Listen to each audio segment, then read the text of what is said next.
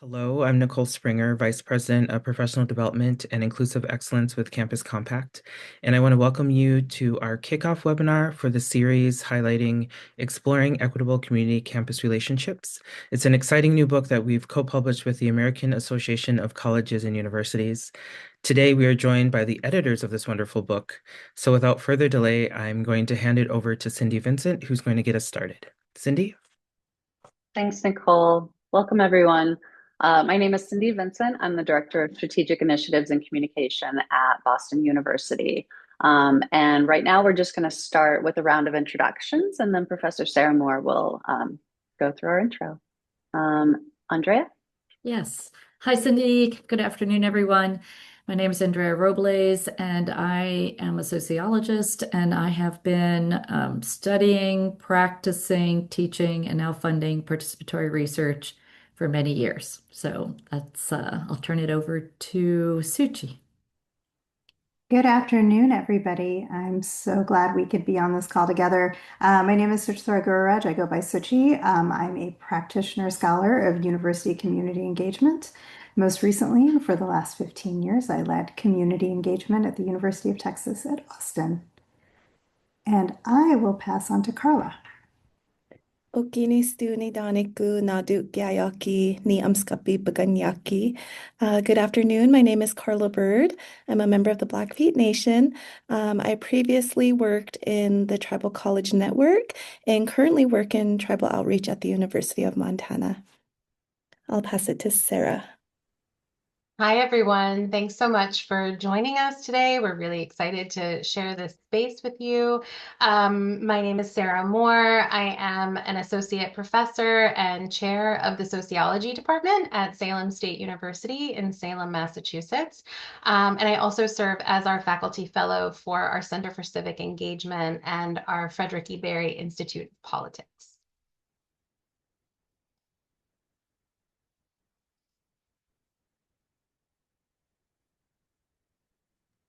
Should I go ahead and jump right in? Yeah. You can just hit the next slide. Sorry. Well, thanks so much. If you want to skip to the next slide, great. Thank you. We are here talking about the volume that we just published, as Nicole introduced. This volume, it's an edited volume that examines the community campus experiences that folks have creating and maintaining equitable community engaged relationships in teaching, research, and practice. This was a really exciting volume to work on with like a really great team of co-editors. One of the things that was really exciting about this volume in particular is just the sheer interest that folks had when we put out the request for contributions. We in all had about 75 submissions, which resulted in 18 published chapters. And there was a real range in terms of the chapters, the submissions, and then the chapters that we actually published. If we could hit the next slide.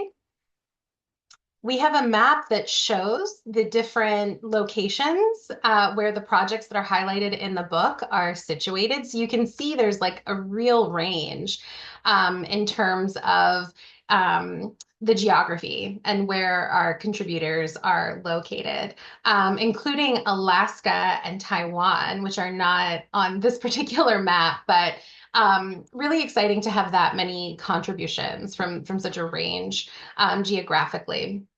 We also have chapters that represent a variety of communities, more conservative communities, more liberal communities, urban, rural, global, indigenous, Black, Samoan, Chinese American, Latino, new immigrants, second and third generation immigrants. So the kinds of communities that are included in this volume are really quite diverse, as are the types of institutions.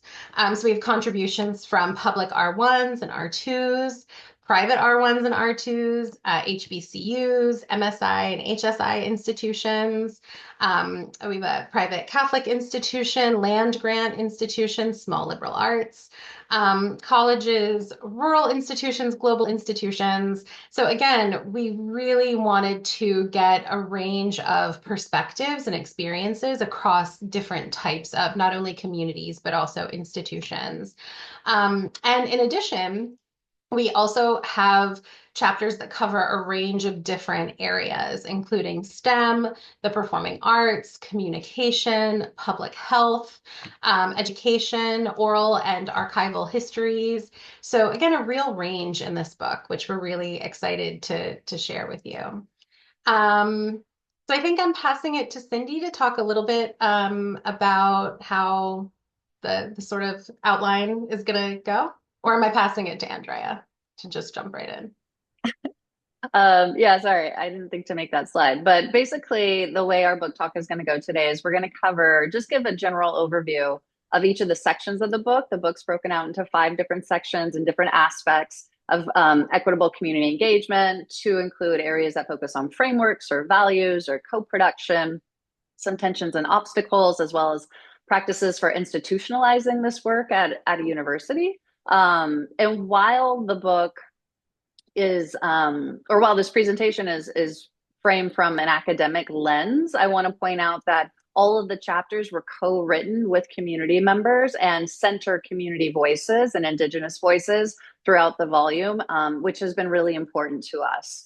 And so as each of the editors talks about each of these different sections, we'll talk about a brief overview of the section, as well as key practices within that section, and just a snippet, just to give you a taste of one of the examples chapters from the sections.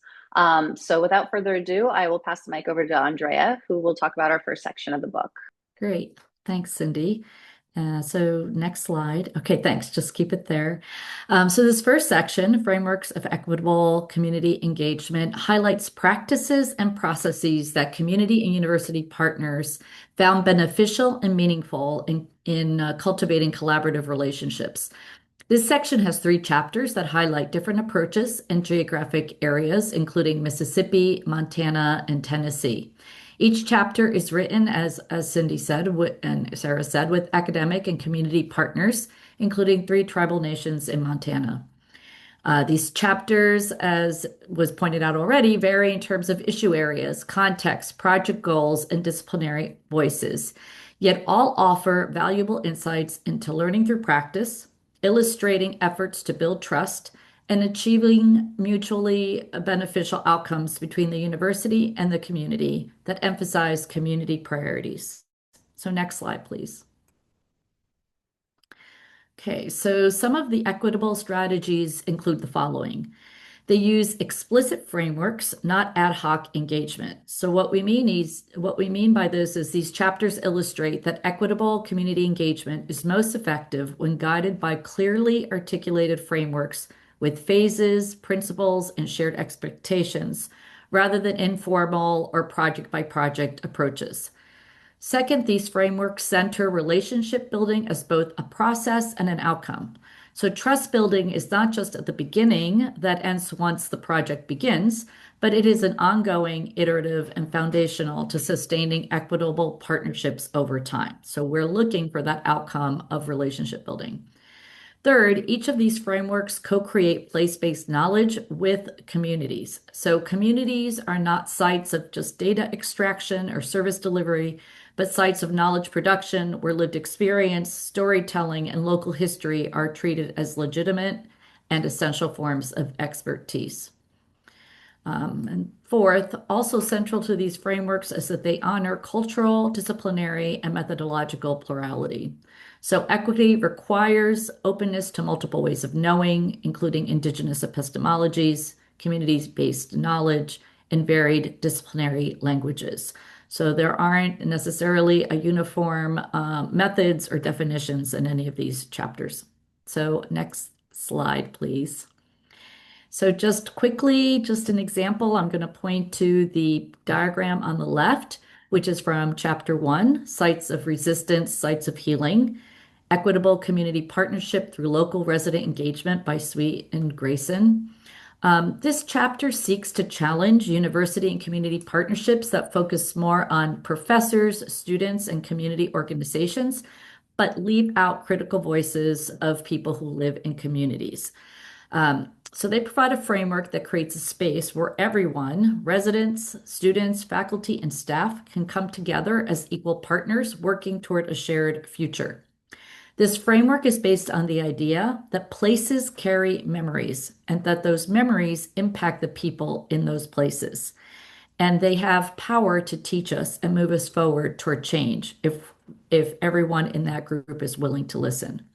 So Sites of Resistance, Sites of Healing brings together a mixed group of people to visit historic sites of injustice, to learn about the impact of histories and translate these experiences into action. So dialogue, storytelling, and building trust are essential to this framework. And as you can see from the circle, it is a cyclical model of engagement. So engagement is dynamic, not linear, and again, it's grounded in this issue around dialogue. So partnerships evolve through cycles of learning, reflection, adjustment, and recommitment, rather than progressing through fixed stages toward a final equitable state. Humility and vulnerability are necessary competencies. So effective engagement requires openness to uncertainty, willingness to make and acknowledge mistakes, and acceptance that discomfort is also a precursor to deeper trust. Reciprocity must be actively nurtured, so mutual benefit does not just happen automatically, but it requires ongoing attention to how value, recognition, and outcomes are shared and sustained. These principles are highlighted in the other 3 chapters as well. And the importance of building relationships is critical for transformational change. So I will pass it over to Cindy. Thank you. Thanks, Andrea. Next slide, please. Okay, so the second section of our book, and in designing the book, I should point out that while the sections are clearly sort of demarcated and delineated, there's obvious overlap. The central core tenet of this book is around equitable community engagement, and we're trying to sort of parse out the ways in which these things happen in community engaged work. And so the second section really tries to focus in on the equitable values and principles that we hold within community engaged work. And so overall, this section amplifies how rooted within equitable community engagement praxis are core values and principles we hold that guide the ways in which we build, maintain, and sustain our relationships. So next slide, please. And so some of the equitable strategies that the authors really sort of parse out within this section are listed here. And one of the things we hope you guys take away from this webinar is some of these key strategies you can take away with in your work. And I should point out at the end of the session, we'll have time for Q&A. So if you have questions as we're talking, because I know we're doing a lot of talking right now, but if you have questions, feel free to throw them in the chat and we'll be sure to circle back around at the end and answer any questions you have. But so one of the things we're hoping today is that people who attend this webinar really find some strategies they can take away with them. And so within this section, when we talk about values and principles, where our authors are advocating that community engagement professionals really anchor engagement in explicit values and principles. That some of these things might sound very common sense. However, when you're doing this work, sometimes we have implied assumptions, sometimes we have implicit biases, sometimes we're going into these contexts and we're not really making explicit the values that we hold. And so equitable community engagement is guided by clearly articulated values of things like mutual benefit, reciprocity, respect, diversity, inclusion, shared power, authenticity, and social justice, rather than by the project outputs alone. And so when we hold these values, when we hold space to explicate these values with our community partners, it's not that we're saying out to them, it's that we are and Carl will get into this, but we are co-identifying this together. A lot of what this book focuses on is how we're doing this work with our community organizations and community residents and community and students and faculty and all of the elements involved. that we're doing this together, in a sense that, the values that we identify are shared values held across the group. And so another strategy that our authors are advocating for is that we're building on community strengths and assets. Again, a lot of these things, hopefully today, are common sense, or hopefully today are really embedded in people's practices. But if not, we're reiterating here that when we work with communities, we're not viewing them as a problem to be solved or a problem to be fixed. We're working with communities, and again, co-identifying the strengths and assets that already exist within these communities that can be amplified and leveraged to really help guide the work moving forward. And so you'll hear throughout today's conversation a lot about co-designing, co-producing with our communities, that it's not us going in to fix a problem, but it's us working together to identify, or not to identify, but to work on community identified needs and issues and opportunities and other areas like that. The third strategy our authors identified is that we're trying to really intentionally center marginalized voices as leaders and co-creators.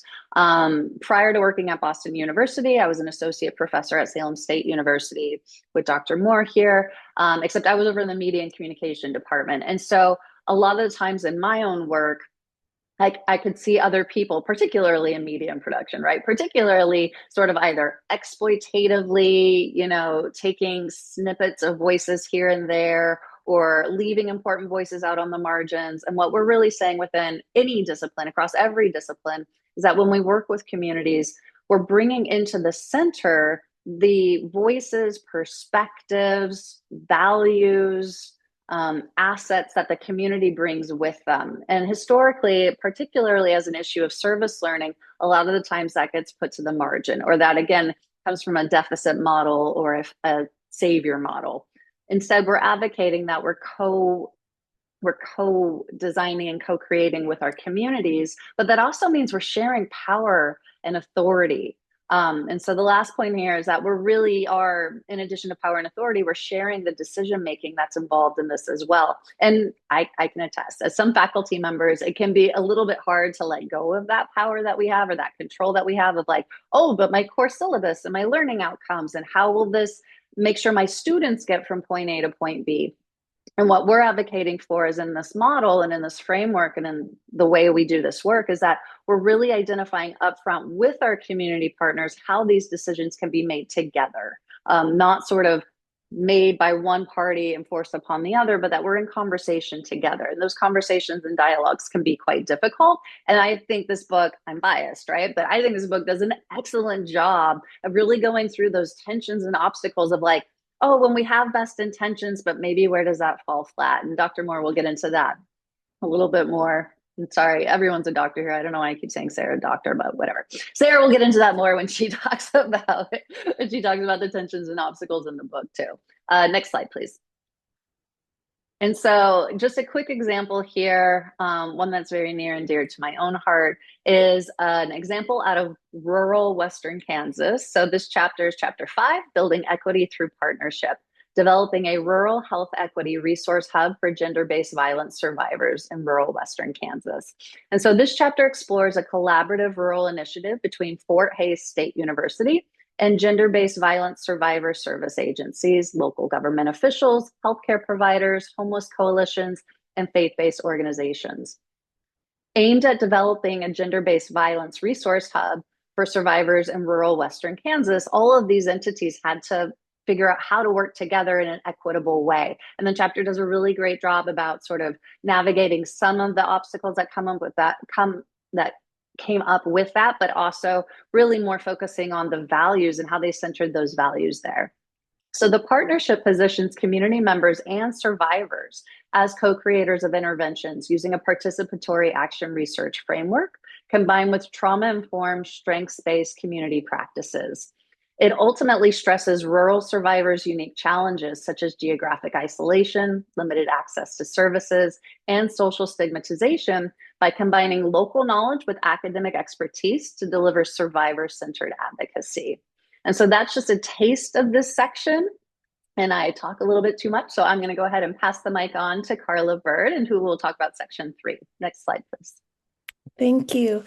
So I had the honor and privilege to edit this section, this compilation of stories.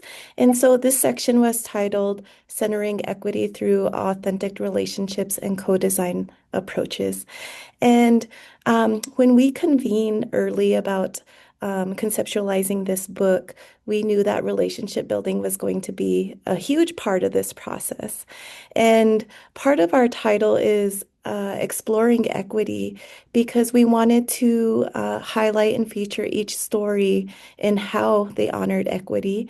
And through this process, what we've learned is that not only is equity an outcome, but it's also built into the process, right? And so when we're thinking about equity in higher education, we want to ensure that community knowledge, traditional knowledge, lived experience, multiple ways of knowing is honored in higher education. But the only way that we could honorably do that is to ensure that we're co-designing and co-producing this knowledge for our education system. So when we think about relationship building, I have to quote one of my colleagues, Dr. Damian Chase Begay, and one of the things he always says is when we're working with Indigenous communities, sometimes the pace of work goes at the pace of the relationship, right? And so each of these stories, they talk about that these relationships need to be nurtured. There needs to be time spent. And sometimes it's not about talking about the project, but it's really about building a personal relationship before we embark on a project, our partnership together. So next slide, please.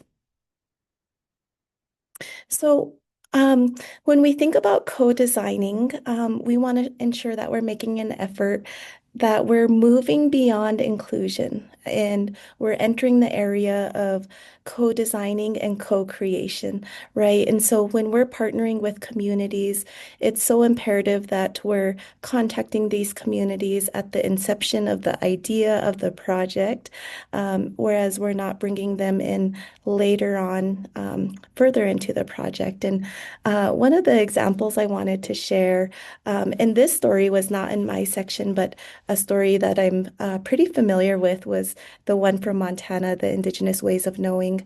And at the time, our professors, they wrote a grant and they wanted to include Indigenous Ways of Knowing into STEM curriculum. And initially it was wrote as a 3-credit class where students meet 3 times a week for 1 hour. And when they started the co-design process, they were co-designing with some elders, and these elders said, this curriculum cannot be done in the classroom. It has to be experiential and land-based learning. And so at the time, the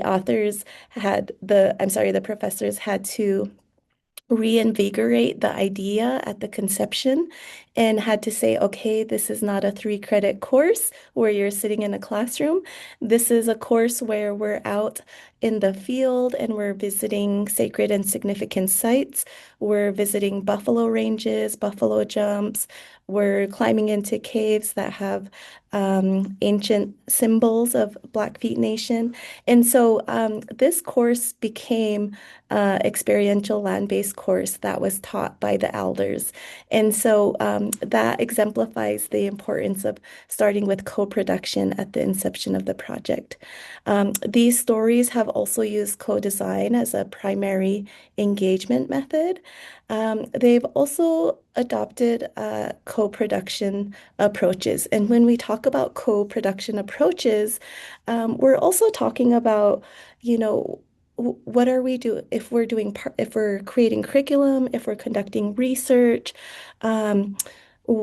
what is the control and community of what is the community's access and control of the data, right? And so thinking about not only the process, but also the outcome. For our Indigenous populations, we recognize that sovereignty plays a vital role in data sovereignty and data governance and recognizing the inherent and more formal aspects of sovereignty in those partnerships across. We also wanted to recognize that some of these stories also identified the grassroots from grass top approaches, recognizing that it's so imperative that not only are we focused on top-down approaches, but we're actually focused on the approaches on the ground and how meaningful and how advanced they can be in creating equity and creating change.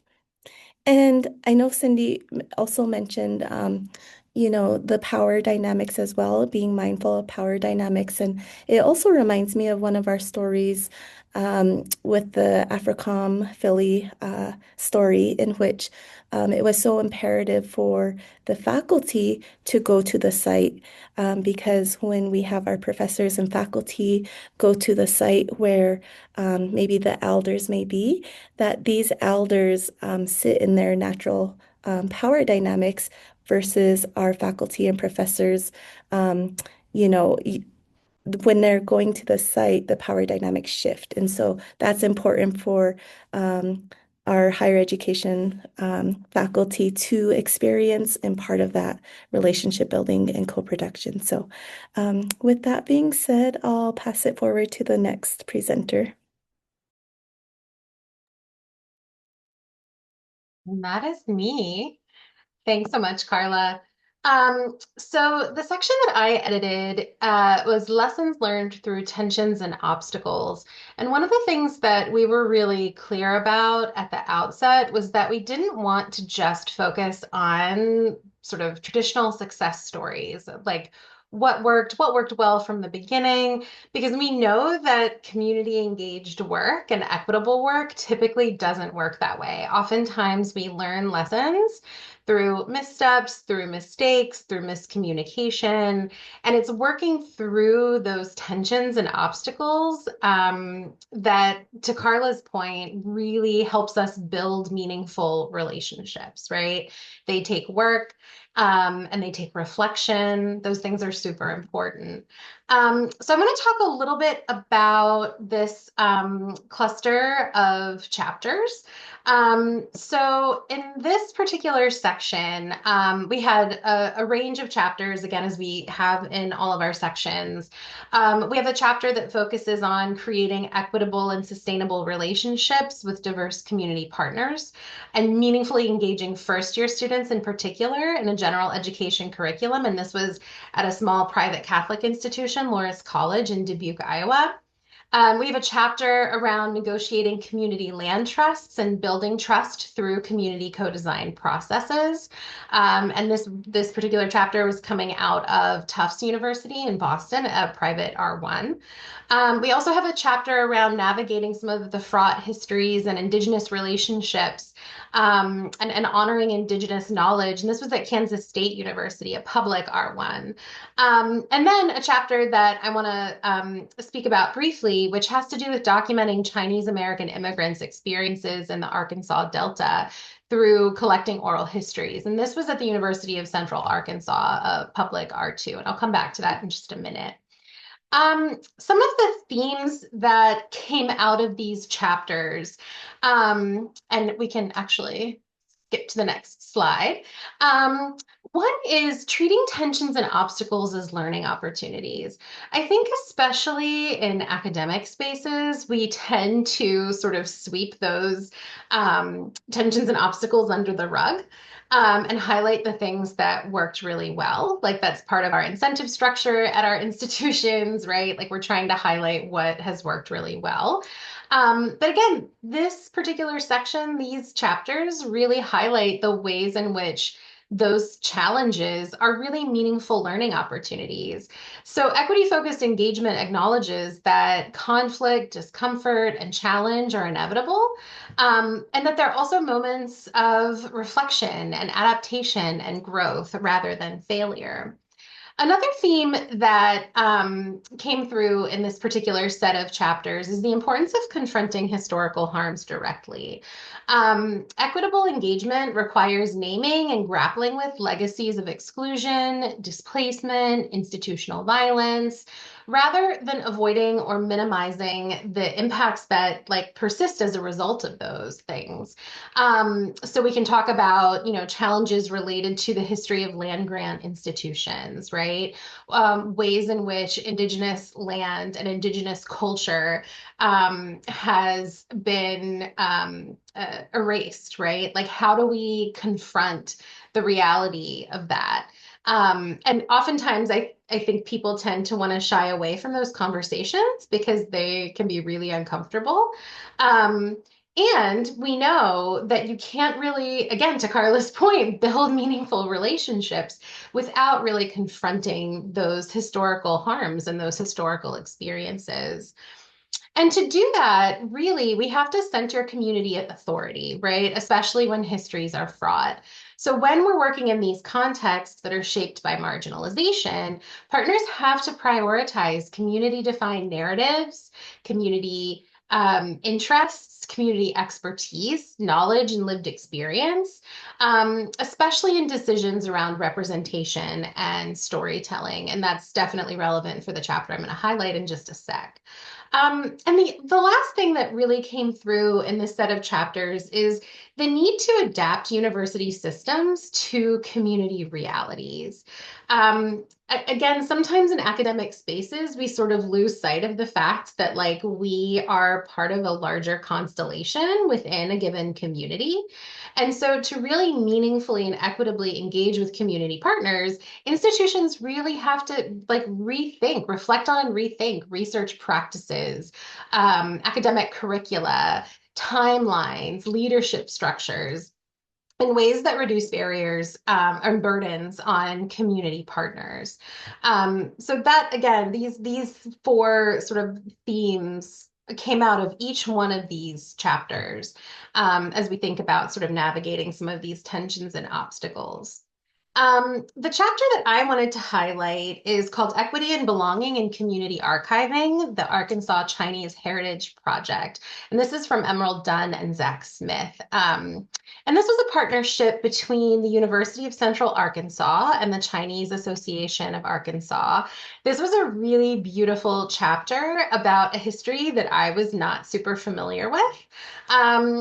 And this was based on a project that was a digital oral history archive that explored the history of Chinese immigration to the Arkansas Delta prior to 1965. And again, this is a community that maybe not a lot of people are familiar with. When we think about immigration, we often don't think about rural communities. We think about more urban communities. So it was really interesting to hear about these histories and how these histories, how this particular team approached collecting these histories. The project entailed an intergenerational steering committee of Chinese American community leaders, as well as independent local historians and university faculty and undergraduate students.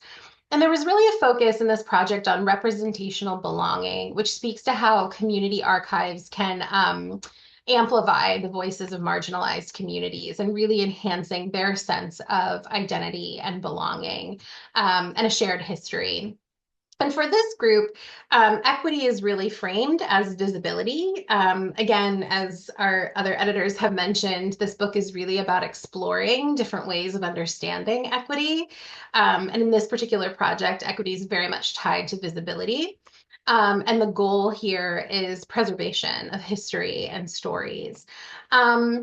So Zach and Emmy talked a lot about sort of the challenges of balancing the urgency of collecting oral histories from an aging population, while also needing to build trust and work around university timelines. And among the obstacles that they ran into, in this particular community, silence often meant survival. And so as a result, it was sometimes difficult to get interviewees to open up. But in working together, this particular team collecting these oral histories shifted the focus to stories of community rather than exclusion. And it was a really great opportunity to get people to open up about their sense of belonging and their sense of community, and then also get to that fraught history that really, it was really meaningful and important that it was uncovered, but the team really couldn't just go to this community and say, like, tell me about all of the problems you've had, right? And so by really listening to what the community needed and wanted in terms of sharing their stories, they were able to collect really beautiful, rich, archived oral histories. And all of this really goes to show that connections and trust really matter.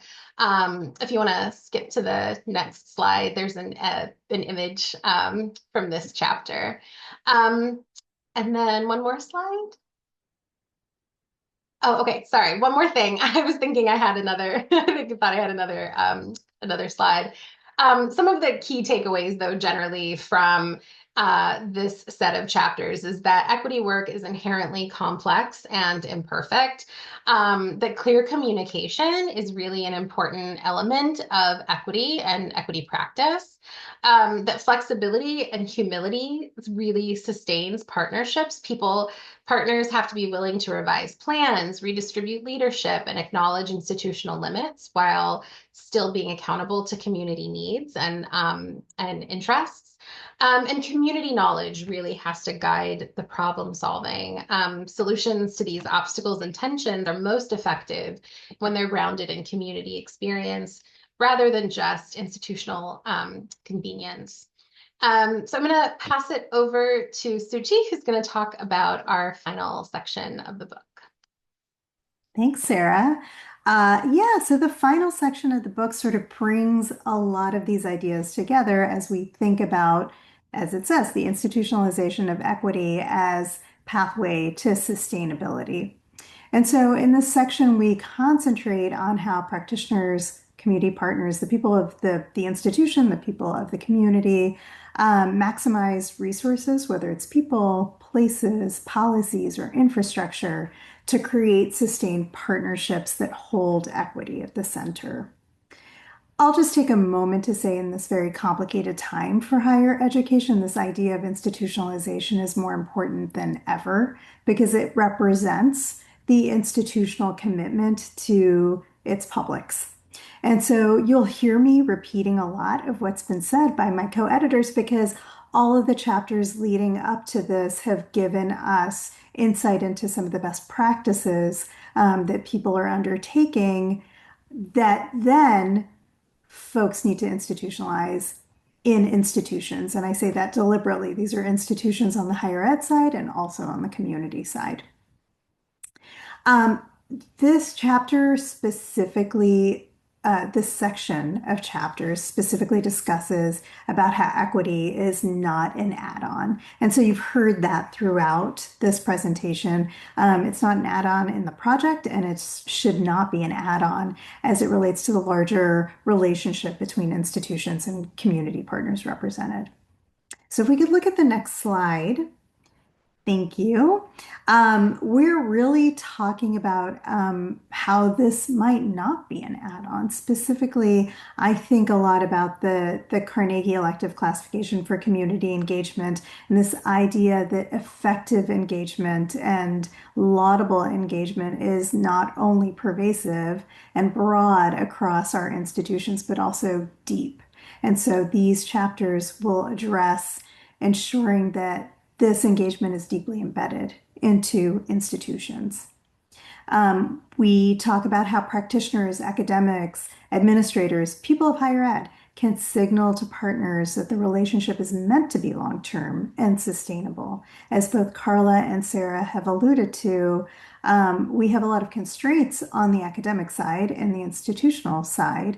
Those are timelines, semesters, quarters, grant cycles, personnel changes, especially in these times. And so the idea is these relationships, these partnerships should outlast any of those changes or vicissitudes. We talk about how we must iterate on practice. So Sarah alluded to this as well in her section. We iterate on practice to ensure that the best version of a program is institutionalized. And there's a really beautiful chapter in this section that that demonstrates how relationship building, sustained relationship building, takes a lot of time. It takes a lot of institutional knowledge and the willingness in case of personnel changes, in case of people changes all around, that legacy is built as well so that we sustain these programs through that change. But this idea that equity work is mission critical is rooted also in what we do best in both the academy and in community, which is iterate on things that work and also iterate on things that don't work, because we are constantly trying to refine our processes and our outcomes. And then we talk about how to use formal infrastructures, including memos of understanding or spaces or other resources to create numerous entry points for folks into the institution. Many of our institutions, as we've also talked about, have not been equally trusted by their communities. And so how do we create structures where we are institutionalizing those partnerships and institutionalizing those relationships, both as an outcome and a process of trust building? So the chapters in this section are represented. This is a very short section. It could be, I would imagine that there's another volume coming by maybe somebody else on this call, thinking about the institutionalization. But our section is represented by 3 chapters. One is from a Midwestern liberal arts college with a strong teaching program, teacher training program. And so this teacher training program was taken into the community. So this program, their leaders decided that they would partner with community partners to create what they call a third space for teacher training. And what this effectively did was remove the teacher training program from the institutional university space and also from the institutional K through 12 space and put the training at a community-based organization space. What that allowed for, as it related to their wonderful storytelling, was outcomes like the teachers being trained felt more comfortable in a community space. It allowed for families to come out and be part of that training and for training to involve all the people involved in the education of children. What's really important about this chapter is that the folks from the institution did not have to address this change or make any changes to their wonderfully successful teacher training program, but they got a grant and they thought they would assess their teacher training program for efficacy and decided through this process that this was more effective. A second chapter is the Asian institution, the Taiwanese institution that Sarah mentioned, that was in conversation with a rural adjacent community. And this beautiful chapter follows decades of relationship building and trust building between the institution and the rural community, such that over time, research included both parties. What's really important about this chapter is that both parties together disseminated their research knowledge back to the community. And we know how many times inequitable work parachutes into communities, does research, and then does not return that learning or that knowledge or solutions potentially to that community. So that was really important. Another piece was mutual reflection between the community partner and the institutional partners, so that they could all reflect on what they learned. But the chapter I want to highlight is called Grounded in Community, Transformative Relationships in an Evolving Campus Community Partnership for Equity. in which a team from Dominican University in California, a faith-based liberal arts college in California, located in Marin County, one of the wealthiest zip codes in the United States, began a long-term partnership with the Canal Alliance in a neighborhood called the Canal neighborhood that was predominantly an immigrant neighborhood there, with tons of assets, of course, and by way of people and structures. The partnership originally was created to provide legal services and education and career programs to Canal community members. This chapter is so astute in telling us about the transformative moments that influenced the institutionalization of this partnership. One of the brilliant things that this chapter talks about is the building of strategic plans for both Dominicans' community engagement function and also for the Canal Alliance. And what happened was that they both worked together to create, ideate, and think about strategic planning. And those pieces of shared collaborative knowledge, co-created collaborative knowledge, actually made its way to both strategic plans for both organizations. So that's a real moment where the work is reflected in both places. One of the other transformative moments involved ensuring that sustained relationships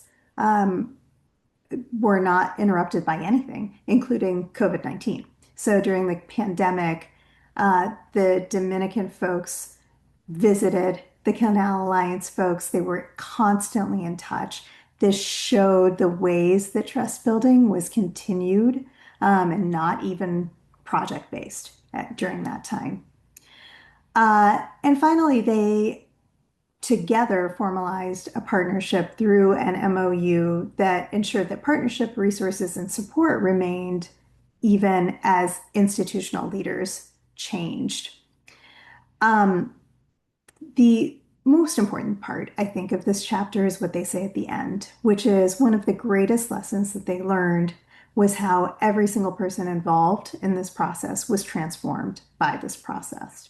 And that is something that we need as community engagement professionals to propound to our institutions, that change comes not from only co-collaborating and co-creating solutions around sticky community problems, but to our person in all of these different places. Like I said, I think that future research will probably take off on this chapter. And so we're happy to have this section at the end here. And in this way, these Section 5 chapters to me demonstrate that equitable community engagement is iterative, it's integrative, and it's institutionalized. And with that, I will pass it, I believe, to Carla for concluding remarks. Thank you, Suchi. So I wanted to conclude really focusing on our authors and their stories. And so it's been such an honor and privilege to work with this team of editors, but also to read all of the stories that are represented by our institutions and community partners. When we think about diverse epistemology, I wanted to recenter us into viewing these published stories as stories of knowledge and people sharing knowledge with us. And so we're very privileged to be able to read these stories. And in an Indigenous pedagogy, we would recognize stories as a living entity. And although we pulled out themes of equity, and Indigenous pedagogy in readers reading these stories is that you may pull out your own themes of equity in what you can apply to your work in going forward. And so we just appreciate you attending this webinar, and on the screen you'll see a way that you can get a hold of this book, and with this code it's a 20% discount. So if you're interested in learning more, please take a look at this. And I'll pass it to Andrea about our upcoming session. Well, thank you so much, everyone. Yes, so on June 17th, I believe it's a Wednesday at 3 o'clock Eastern, there it is, we are going to dive a little deeper. We've invited our authors to come on board and to talk in more detail about each of their chapters. And so you will hear from the authors themselves and be able to ask questions about their thinking in terms of their frameworks and approaches to the work. So we hope you can join us on Wednesday, June 17th. And as you can see, you there are the other sections to come, and we'll until August 25th. So we hope you can join us. But I think we're going to take questions, right? Any questions people have? Yeah, if you guys have any questions, please throw them in the chat and I can farm them out to our editor group.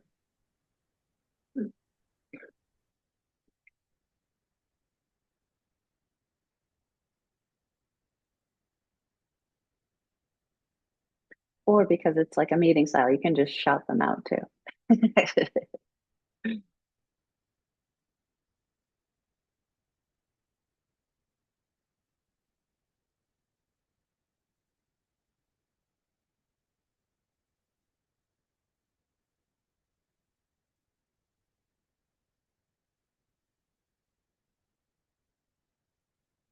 I think while everyone's sort of thinking about questions you might have, I'll field a couple to our editors here. And so to our editorial team, and any of you can chime in, each of you can chime in.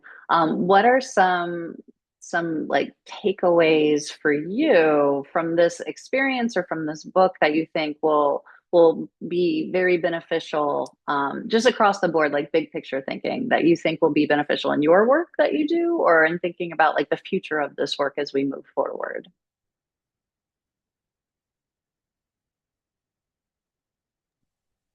Yeah, thank you, Cindy. I mean, I think that um, I may be partial to Section 5, but I think that we really do need to think about sort of institutionalization and how that appears through our campuses and also through our communities.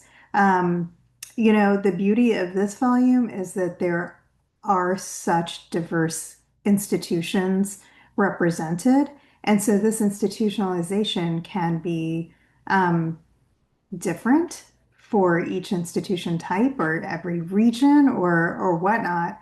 And I think that going forward, what I'm really excited about is a sector-wide conversation about the best ways to ensure that the right form is reaching the institution as needed.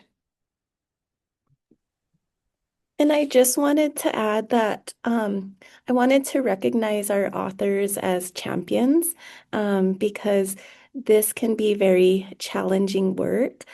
Sarah mentioned the chapter that identified histories and challenges and barriers and what these projects have had to navigate, right? But I also wanted to reiterate that not only are our authors champions, but they're doing such the rewarding work and the transformative work. If we're pushing the needle to change in our higher education, it does take champions and projects and partnerships that are centering equity as the focus of their projects. So. And I would add to that, I think that, like Suchi, I'm probably partial to my section as well, but I think that there was a real vulnerability in these chapters that I think is just so important for doing this kind of work. The ability to be reflective, to be vulnerable, to have that humility, I think is so important. And again, I think for those of us in academic spaces, our training discourages us from saying, I don't know, or discourages us from admitting when something hasn't worked or we've made a misstep. And so many, not just in my section, around tendons and obstacles, but throughout, there are just so many stories of community partners and university partners who had to navigate some challenges, and their willingness in these co-authored chapters to talk about that, I think, is so meaningful and impactful. I would say that, there's always people who ask, how do you do this work? How do you do it in an equitable way? How do you start engaging partners? And what I loved about the whole volume, and again, I'm partial to mine too in terms of frameworks, is that you have such a diversity and everybody is trying to do this work. And there's so many different examples from so many different places, and just the flexibility needed. If you read any of these chapters, people didn't just follow something from A to Z. They learned, like Sarah said, they made mistakes. They tried other co-production, as Carla was saying, co-design, until something worked, right? And so I think the ability to be creative, be respectful, but at the same time, um, be able to adapt as the work that you're doing really comes through. And I'll just chime in and answer my own question. So my 2 cents on this whole thing also, and it's something that I've just been thinking about for so long. And I realized at the beginning of the webinar, I didn't say really much about myself. So I'll just chime in that I've been doing community engaged work, either professionally or in academia, for over 20 years. And so I've been thinking about this for a very long time. And as Suchi brought up, like, our cultural, political, historical context right now, I think, makes this work not only even more important, but also more dangerous. And we did want our authors to sort of address that in some of these sections of, like, how do you, and Suchi of all of us knows this quite well, coming from a Texas base, of like, how do you do this work when this work is now deemed as dangerous, or this work is now deemed as illegal, or we can't say words like diversity, equity, and inclusion? Like, how do we continue to do this work? And so we, even as an editor team, had a conversation during the production process of, do we change the name of the book? Like, not change the core focus, but do we hide some of these, like, core words and languages and values? And we decided no. Like, if anything, we shout it from the rooftops even more. And so, like, from just like a holistic book perspective, I saw a need. I had been doing service learning for so long, from grad school and when I first became a professor. I just saw this need of, like, old traditional models don't cut it anymore in the 21st century. It's like 2026. And some of the ways in which practitioners have been doing work, and I don't mean to be dismissive, like, our foundation and our histories are very important. We come from somewhere, right? But I would say always moving the needle forward and always asking the question, how can we be doing this work better? How can we be doing this work more equitably? I think that's really at the core of this book. And I think we kind of just, the editors and I have been kind of taking it at face value, but to really hone in on, like, equity should be the center of this work. And for so long, equity had been an afterthought or a side note or a chapter in a book. And that was really part of our pitch for this book, was like, so many times when we talk about community engagement, equity is a chapter. And we said, it's not a chapter, it's not an afterthought. It should be a central focus when we start the work, throughout the work, and as potentially we conclude some of this work, if that's important to be doing. And so my takeaway here is that we continue this conversation beyond today. We're going to throughout the summer, through our other webinar series, but just across your campuses and your own context. We strongly encourage you guys to just continue these conversations with your colleagues about how equity isn't an afterthought. It really should be the starting point for these conversations of, how do we work with communities? It's such difficult work, but such important and necessary work to do. And so with that, I want to thank everyone for joining us today. We're at about 3 o'clock. I realize it probably on short notice too, if you just got the email last week. We really appreciate you guys coming out today. If anyone's catching this online recorded, we appreciate you taking the time to watch it. We hope you come out to the rest of our webinar series this summer, and we hope you check out the book, and feel free to reach out to us if you have any questions. Thank you so much for your time today.